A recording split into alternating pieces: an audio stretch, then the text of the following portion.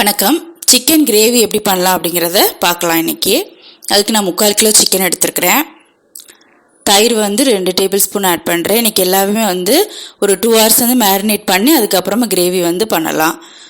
அடுத்து இஞ்சி பூண்டு paste 1 table spoon. Next lemon ஒரு 4 or 5 drops மட்டும் ஆட் பண்ணிக்கோங்க, ஏன்னா தயிர் ஆட் பண்ணியிருக்கோம். அடுத்து சிக்கன் மசாலா, இது கடையில் வாங்கினதாலும் பரவாயில்ல, இல்லை ஹோம்மேடாக இருந்தாலும் பரவாயில்ல. ஹோம்மேட் சிக்கன் மசாலா பவுடர் வேணுன்னா லிங்க் டிஸ்கிரிப்ஷனில் கொடுத்துருக்கேன், பார்த்துக்கோங்க. இது ஒரு 35 grams எடுத்துருக்கோம், ஏன்னா 3/4 கிலோ தான் நம்ம எடுக்கிறோம். ஸோ நல்லா மிக்ஸ் பண்ணி ஒரு 2 hours அப்படியே மேரினேட் பண்ணி வச்சுருங்க. அடுத்து கிரேவி பண்ண ஸ்டார்ட் பண்ணிடலாம். ஸோ அதுக்கு ஆயில் 3 டேபிள் ஸ்பூன். ஆயில் சூடானதுக்கப்புறமா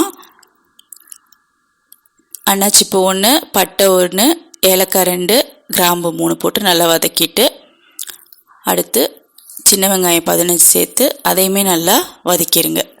2 பச்சை மிளகாய் ஆட் பண்ணுறேன். அடுத்து இஞ்சி பூண்டு பேஸ்ட்டு 2 டேபிள் ஸ்பூன் போட்டு நல்லா வதக்கிடுங்க, ராஸ்மல் போகிற வரைக்கும். அது நல்லா வதங்கினதுக்கப்புறம் 2 தக்காளி சின்ன சைஸ் தான், அதையுமே 2 ஆட் பண்ணிட்டு இது நல்லா வேகிறதுக்காக கொஞ்சம் சால்ட் போட்டிருக்கேன். இது நல்லா வெந்ததுக்கப்புறம் நம்ம மேரினேட் பண்ணி வச்சுருக்கிற சிக்கனை இதோட ஆட் பண்ணிக்கலாம். இதிலே எல்லா மசாலையும் போட்டோம், அதனால் இனிமேல் எதுவுமே ஆட் பண்ண தேவையில்லை. ஸோ இது சிக்கன் வேகிறதுக்காக தேவையான உப்பை மட்டும் ஆட் பண்ணிக்கலாம்.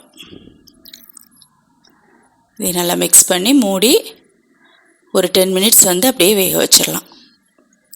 ஸோ 10 minutesக்கு அப்புறம் பார்த்தீங்கன்னா சிக்கன் நல்லா வெந்திருக்கும், நல்லாவே வெந்துருச்சு.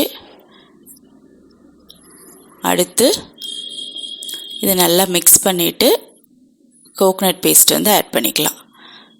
ஸோ இந்த கோகனட் பேஸ்ட்டில் பார்த்தீங்கன்னா நான் தேங்காய், அடுத்து 1 டீஸ்பூன் சோம்பு, 1 டீஸ்பூன் கசகசா ஆட் பண்ணி அரைச்சிருக்கிறேன். இது ஒரு 4 டேபிள் ஸ்பூன் வரும், ஆட் பண்ணிக்கோங்க.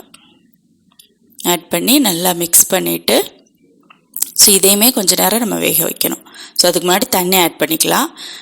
நான் இன்றைக்கி 2 கப் தண்ணி மட்டும் ஆட் பண்ணுறேன்.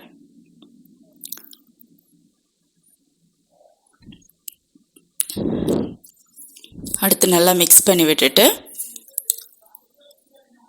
ஸோ இப்போ அந்த மசாலா வேகிறதுக்காக மூடி போட்டு ஒரு 5 minutes குக் பண்ணுவோம்.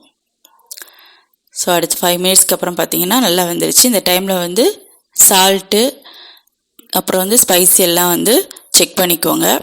அடுத்து கொத்தமல்லி இலை தூவி நம்ம விசில் வச்சிடலாம். ஸோ ஏற்கனவே சிக்கன் நல்லா வந்ததுனால நம்ம மூடி போட்டு ஒரு 2 விசில் மட்டும் வைப்போம், போதும். ஆல்ரெடி சிக்கன் குக் ஆகிடுச்சு, மசாலாவுமே ஒரு 5 minutes வேக வச்சிட்டோம். அதனால் வெயிட் போட்டு 2 விசில் மட்டும் வச்சுக்கோங்க. ஸோ அடுத்து நல்லா வெந்துருச்சு. இப்போது ஓப்பன் பண்ணி பார்ப்போம் எப்படி இருக்குன்னு. ஓகே, கிரேவி ரெடி ஆயிடுச்சு. ஸோ இது பிரியாணியோடு சர்வ் பண்ணுங்கள், ரொம்ப நல்லாயிருக்கும். கண்டிப்பாக ட்ரை பண்ணுங்கள். தேங்க்யூ.